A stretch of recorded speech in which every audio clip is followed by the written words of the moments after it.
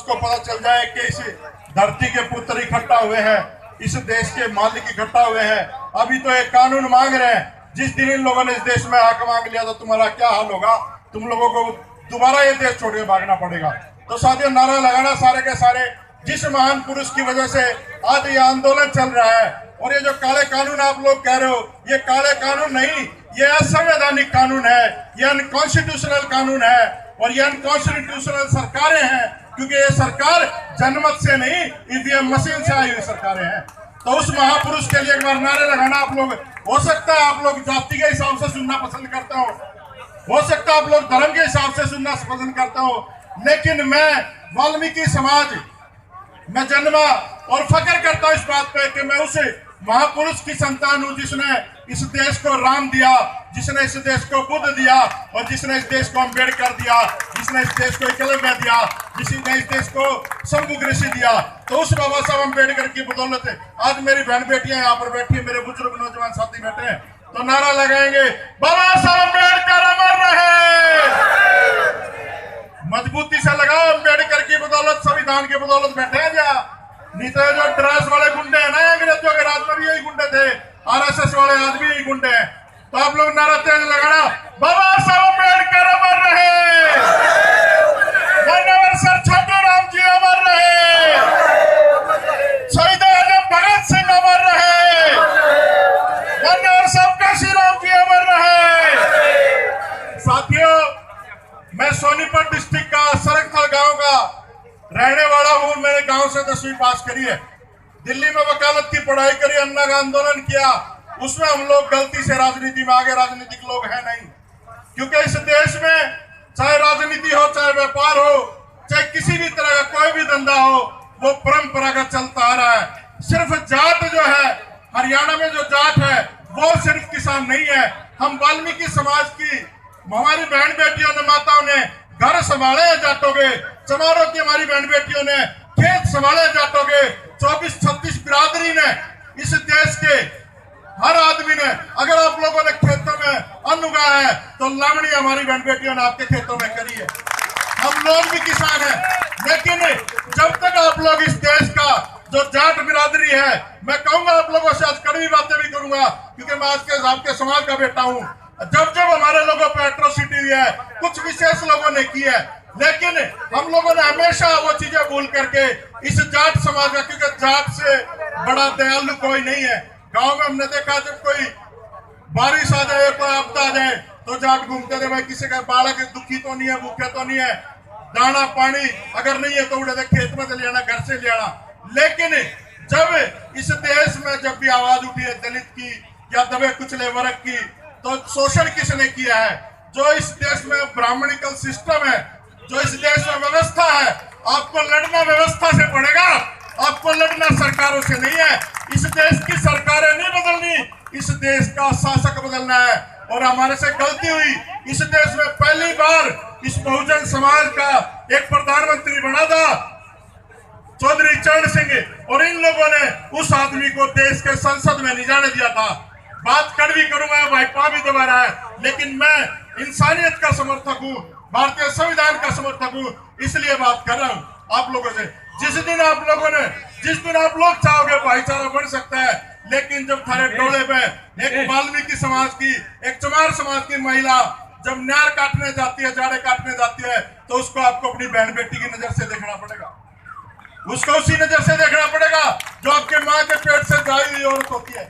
जब जाकर के भाईचारा बनेगा, क्योंकि हमने देखा है हरियाणा में गांव में अपनी माँ के साथ के ऊपर घेर रखा जाटों के घर, ये धोला कुर्ता पजामा पहन के आज कोई नहीं खड़े, जाटों के घर को ऊपर घेर रखा, लावणी कर रखे है, सिल्ले चुग रखे हैं, तूड़ा समर के लड़का पैरों में से आपके सब कुछ। आज अगर हम यहाँ पर हैं तो किसान की देन है, किसानों के सारे 36 बिरादरी का पेट पलता है। ये सारे लोग भाई शॉर्ट कर देंगे, कोई बात नहीं है ना। मैं तो एक बात कहूंगा आप लोगों से, अगर आपको एक कहावत सुनाता हूं मैं आप लोगों को, उसके बाद अपनी बात को खत्म करूंगा, क्योंकि ये बड़ा मुश्किल से है कि आपके स्टेज पे किसी दलित के बालक को बोला जाता है। और मैं तो विश्वविख्यात हुए, मैं सच बोलता हूँ, मैंने लाला जी केजरीवाल की सरकार में मंत्री रहा था, लाला जी को कहा था, लाला जी ने कहा कि भाई जो मेरी बदौलत तुम लोग विधायक बने, मैंने कहा लाला जी हमारे बाबा साहब अम्बेडकर की वजह से इस देश में डेमोक्रेसी है। अगर बाबा साहब अम्बेडकर न होते तो तेरी औकात ताखड़ी में डांडी मारने की होती, तू सीएम नहीं बन के बैठता। अगर आज आप लोगों ने छोटू राम को भूल गए आप लोग, मैं कहता हूँ आप लोग कहना शुरू कर दो गाँव गाँव में, भूल जाओ राम राम को। आप लोग कहो कि हमारा राम छोटू राम, सारे जमींदार वर्ग कहने लग जाओ हमारा राम छोटू राम। अगर छोटू राम नहीं होता तो मुजारा व्यवस्था पता है जमींदारों को कि मुजारा व्यवस्था क्या होती है। छोटू राम ने आपके सारे दुख तकलीफ सारे कष्ट आपके काटे, लेकिन हम उन महापुरुषों को भूल गए।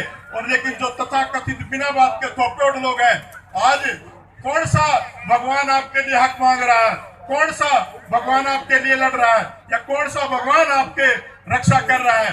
जब सर छोटू राम आप लोगों को आजाद कराए तो गांव गांव में छोटी लखोरी ईटा की पानिया की हेली आया करती, सारे पानिये गांव छोड़ करके शहरों में चले गए थे। आज वो शहरों वाले पानिये कॉर्पोरेट बन करके तुम्हारे गांव में आने लग रहे हैं दोबारा। सोच लो दोबारा गुलामी का रास्ता आपका तय होने लग रहा है। और हमारा जो दलित समाज है, जो पिछड़ा समाज है, भाई मारने एक फूट भी नहीं है। हम तो शुरू से ये दर्द झेलते हैं, देखते हैं। हमने तो हमेशा ही, चाहे आप लोगों ने डांट के, पुचकार के या फटकार के, चाहे जैसे मर्जी थोड़ा बहुत दिया हो, हम लोग बड़ा मुश्किल से गुजारा करके यहाँ तक पहुंचे हैं। अगर आज मैं विधायक बना, मंत्री बना, अरे भाई सभी वर्गों के लोग हैं, मैं भी जानता हूँ, लेकिन सभी वर्गों के लोग होने से पहले हमें भारतीय होना पड़ेगा। जिस दिन हम लोग भारतीय हो गए उस दिन ये देश बचेगा। हमें इस जाति व्यवस्था से बाहर निकलना पड़ा है। मैं किसी जाति के खिलाफ नहीं हूँ, मैं किसी धर्म के खिलाफ नहीं हूँ, मैं उस व्यवस्था के खिलाफ हूँ जो पैदा होते हैं तो चूड़ा बन जाता है, पैदा होते हैं चमार बन जाता है, और एक पैदा होते हैं ब्राह्मण सबका दादा बन जाता है। हम उस व्यवस्था के खिलाफ हैं, हम उस व्यवस्था के खिलाफ है। हम चाहते हैं कि इस देश में इंसानियत हो, और जब इंसानियत पे बात आएगी, आज हमारे किसान भाइयों को हमारी जरूरत है, हम साथ खड़े हैं। आज इंसान बनने की जरूरत है, भारतीय बनने की जरूरत है। चलो मैं एक बात कह के अपनी बात खत्म करूंगा। हो सकता है मेरी बात कड़वी लगती हो, क्योंकि हम लोग नेता बनने की नहीं सोचते, हम लोग अम्बेडकरवादी लोग हैं। हमारी आवाज हमेशा ऐसे बुलंद रहेगी। मैं छोटी ही कहानी सुनाऊंगा, उसके बाद अपनी बात को खत्म करूंगा। एक बार एक राजा शिकार करता हुआ, एक ये छोटी सी बात सुन लो, उसके बाद आपकी बात समझ में आ जाएगी। ये जाति की वजह से हमने अम्बेडकर को नहीं सुना, इस जाति की वजह से हमने अम्बेडकर को नहीं पढ़ा, इस जाति की वजह से छोटू राम को नहीं पढ़ा। ये जाति का जो झगड़ा है ना इस देश में, ये जाति और वर्ण व्यवस्था है, ये इस देश को कमजोर करने का काम करती है। जिस दिन आप लोग अपनी जातियों की खाल उतार करके समाज के बीच में जाओगे ना, तब पता चलेगा। पूछना पड़ता है, क्या मैं लगता हूँ तुम्हें शकल से वाल्मीकि का छोरा लगता है? अरे जातियां जानवरों की होती है, सूर दूर से दिखता सूर आ रहा है, गधा दूर से दिखता गधा आ रहा है, लेकिन ये जातियां किसी ने अपने सिस्टम के लिए, अपनी व्यवस्था के लिए बनाई, और ये सारा झगड़ा ही व्यवस्था का। ये झगड़ा कुछ और है। चलो भाई, वो मेरी बात बुरी लग रही है आप लोगों को, बात बुरी लग रही है, क्या ये बात बुरी है क्या? एक बार एक राजा शिकार करता हुआ अपने राज्य की सीमा से बाहर चला गया, दूसरे राज्य के सैनिकों ने पकड़ लिया और उसको फांसी की सजा सुना दी गई। और जब उसको फांसी की सजा हुई तो वहां की राजकुमारी ने देखा कि इतना सुंदर युवक है, इसको फांसी तोड़ दिया जाए, इसकी जान कैसे बचाऊं। तो वो राजकुमारी जेल में गई और राजकुमार से कहा कि मैं तेरी जान बचा सकती हूँ, लेकिन तुझे मेरी शर्त माननी पड़ेगी। तो उसने कहा कि मैं आपकी शर्त मानने के लिए तैयार हूँ। तो उस राजकुमारी ने कहा कि आपको मुझसे शादी करनी पड़ेगी, मैं आपकी जान बचा लूंगी। तो उस राजा ने सोचा कि मैं बात तो ठीक है, ये राजकुमारी में राजा और जान बच रही है, बड़े काम की बात है, ये नस्लों की बात है, आपके समझ में आएगी। तो जब उस राजा ने कहा कि ठीक है मेरी जान बचा लीजिए, मैं आपसे शादी करने के लिए तैयार हूँ, तो वो राजकुमारी रात को जेल में जाती है और उस राजकुमार को वहां से निकाल के घोड़ों के स्थल में जाती है और घोड़ों के मालिक से कहती है हमें 2 घोड़ी चाहिए, ऐसी घोड़ी चाहिए जो हवा से बातें करे। तो वो जो घोड़ों का मालिक था वो राजकुमारी को देख के खड़ा जाता है और वो कहता रानी तुम इस अवस्था में, उसने सारी बात बताई। तो उसने कहा कि एक तो ये घोड़ी है, आप ये घोड़ी ले लीजिए, और एक ये दूसरी घोड़ी है, एक ये ले लीजिए। तो उसने कहा कि इनकी कीमत क्या है?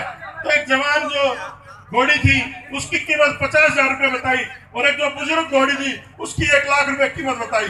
तो उस राजा ने पूछा कि इसमें फर्क क्या है, जवान घोड़ी की कीमत कम और बुजुर्ग घोड़ी की कीमत ज्यादा क्यों? तो उसने कहा कि नस्लों की बात है, ये जो जवान घोड़ी है इसने किसी सवार को आज तक मंजिल तक नहीं पहुंचाया, लेकिन हाथ किसी के नहीं आती, चाहे आंधी आ जाए, तूफान आ जाए, गोली चल जाए।